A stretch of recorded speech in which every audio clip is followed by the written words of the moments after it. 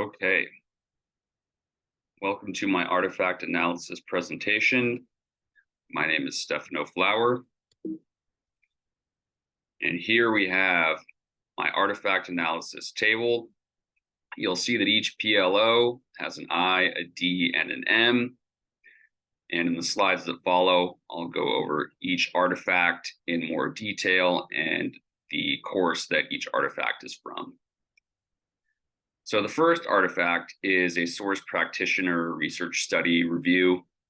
It's from MAE 610, Plan of Study and Practitioner Research. And the artifact was a review of a study that explored the relationship between differentiated instruction of SEL and the measurement of time on task for students with special needs. And this study was conducted in New York. So SEL programs were implemented at 57 different schools in New York City. And the results of the study did show that SEL strategies did improve students' ability to remain on task. And this artifact is at the introductory level because it just required me to examine a study by identifying the study's relational practitioner research question, which was something that I had never done. And then it also examined the efficacy of a specific instructional strategy, which was differentiated instruction. And this artifact aligns with PLO 1 because it examines how an instructional practice impacted the ability of students to remain on task, which then in turn impacted their ability to learn and impacted their performance on assessments. The next artifact is an action research brainstorm, and this one is from ITI 670, which was Introduction to SEL. So it was just a brainstorm for a research topic, and it did require the selection of a specific SEL competency, and I chose emotional regulation. And then it required a research question, and it required the identification of some keywords to help for searching for information when collecting information for the research paper. And the artifact is at the introductory level because it does provide a basic framework for how to find specific relevant information for a research paper. And it aligns with PLO 3 because it deals with targeted research methods and really looks at ways to do research more efficiently. The next artifact is an annotated bibliography. This is from ITI 672, SEL in Action. And it consisted of a summary and analysis of 5 different articles that looked at the importance of emotional regulation for students of all ages and how that can impact their learning and time on task. And the artifact aligns with PLO 2 because it's at the introductory level because it details studies that address learner characteristics, customizing learning, and then assessing students. And then it also looks at the extent to which these instructional practices can facilitate the development of emotional regulation, but it doesn't actually require the application of these strategies. I also designated this artifact with a D in alignment with PLO 3 because I did feel it was at the developed level for PLO 3 because it did require the application of more advanced research methods when analyzing the 5 different peer-reviewed studies. And this was targeted research that dealt with the specific SEL competency of emotional regulation. The next artifact is an essay on cognitive, social, and moral development. And this is from SPD 604, Psychological Foundations of Education. So this artifact is an essay. And it examines Piaget's 4 stages of cognitive development, were one of the main things that it discussed. It also looked at Vygotsky's zone of proximal development, and this refers to the space between what a learner is capable of achieving when they're unsupported and what they're not capable of achieving even when they do have support. And in the conclusion of the paper, I described experiencing the zone of proximal development while working as a substitute. I described like a specific example of it. And I designated this artifact at the introductory level because it details information that helps educators to better understand child development, and then understanding these stages of development help to inform instructional practice. And then this can help educators to design lessons that are more appropriate for that specific developmental stage for that particular age group that they're working with. And the artifact aligns with PLO4 because it examines research into important developmental information that informs instruction. And then it's important to understand this developmental information so that teachers treat students appropriately and ethically. And then again, this artifact did contain some reflection on my own experiences in the conclusion of the paper. So the next artifact is a summary and analysis of a classroom observation, and it's from TED 606, Equity and Diversity.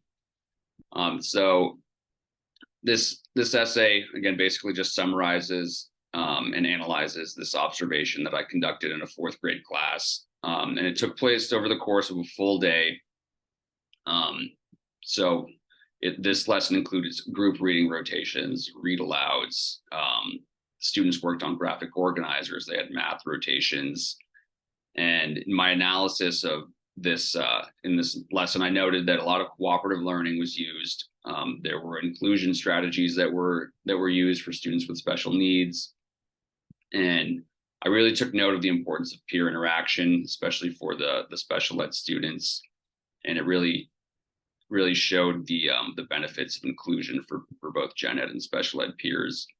And I felt that this artifact was at the developed level because it did require analysis of a classroom observation, which it encompassed a full school day. And the artifact aligns with PLO4 because it contains summary and reflection of an observation of a full day of school. And the artifact, again, addresses the importance of inclusion, cites current research on the topic to support the claim. And it also describes, why inclusion is essential in the classroom and as a professional ethical practice.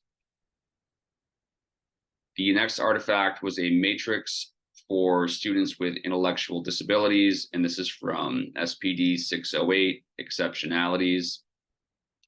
So this essentially created a plan for how to accommodate students with autism in the classroom.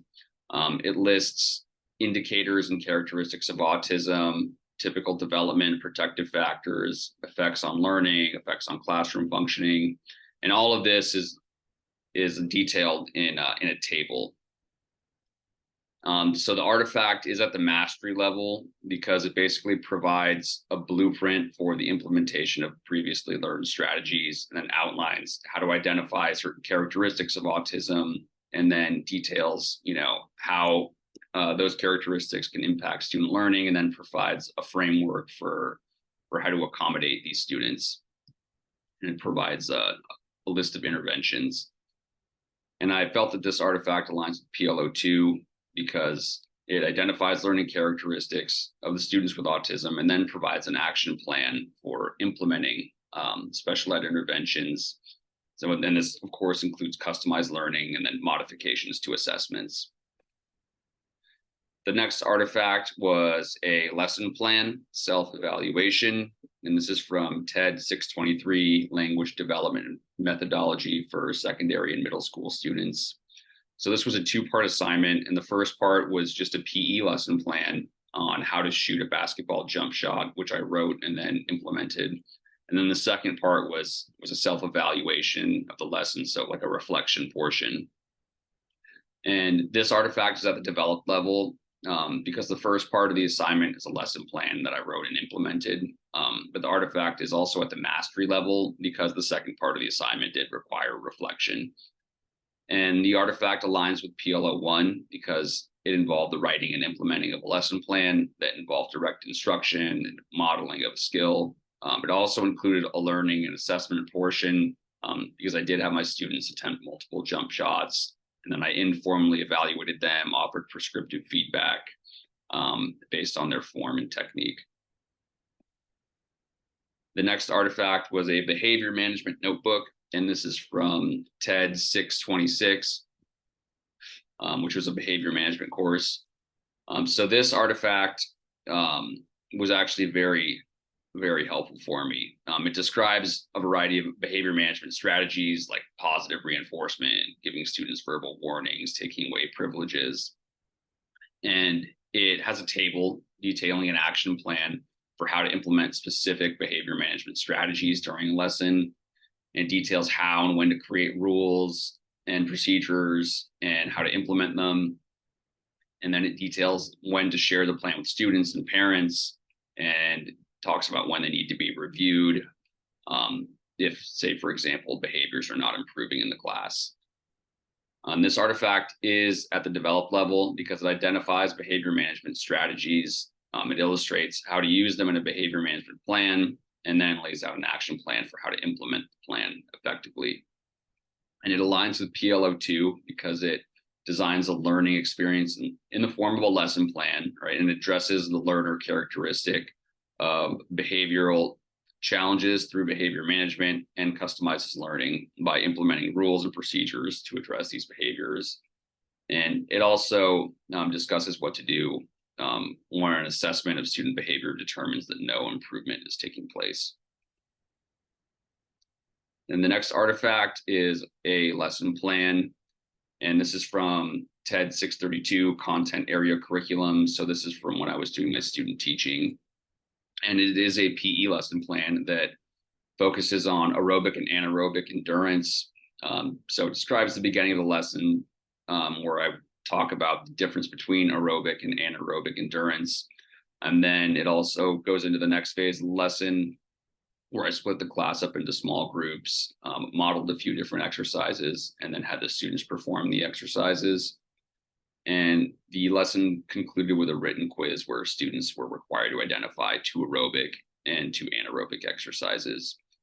And this artifact is at the mastery level because it's a lesson plan that I wrote and implemented when I was student teaching. And then after I taught the lesson, there was a portion where I had to reflect with my master teacher, and we discussed what went well, what didn't go so well, and she made some suggestions for future lessons. And I ended up implementing those in lessons that followed. So they were things like, after modeling the exercises, not just sitting there and doing the exercises with the students after they'd been initially modeled, and instead taking more time to monitor the students and provide visual aids and provide verbal feedback. And the visual aids were especially important for my students with special needs and my English learners. And the artifact aligns with PLO4 because it includes a reflection portion with my master teacher, implementation of a research supported strategy of using visual aids to support the inclusion of SPED students. And that's an important aspect of being professionally ethical as an educator. So the next artifact was the practitioner research proposal, and this is from MAE 670, the current course, Applied Practitioner Research and Customized Study. So this is the research proposal for a study that examines the impact of cooperative learning on the development of SEL skills for PE students in middle school. And it summarizes the information that I gathered from 5 previously reviewed studies that examine cooperative learning, the impact of cooperative learning on SEL, but for elementary students. So this artifact is at the mastery level because it did require reflection on previous research to create a new research proposal, which will then help me to learn and grow and further, improve my practice as an educator. And this artifact aligns with PLO3 because it has information from 5 previously reviewed studies, which I built upon to propose my own research methods to further study and inform my instruction as an APE teacher. Okay, so that concludes my presentation. I hope you enjoyed it. Bye-bye.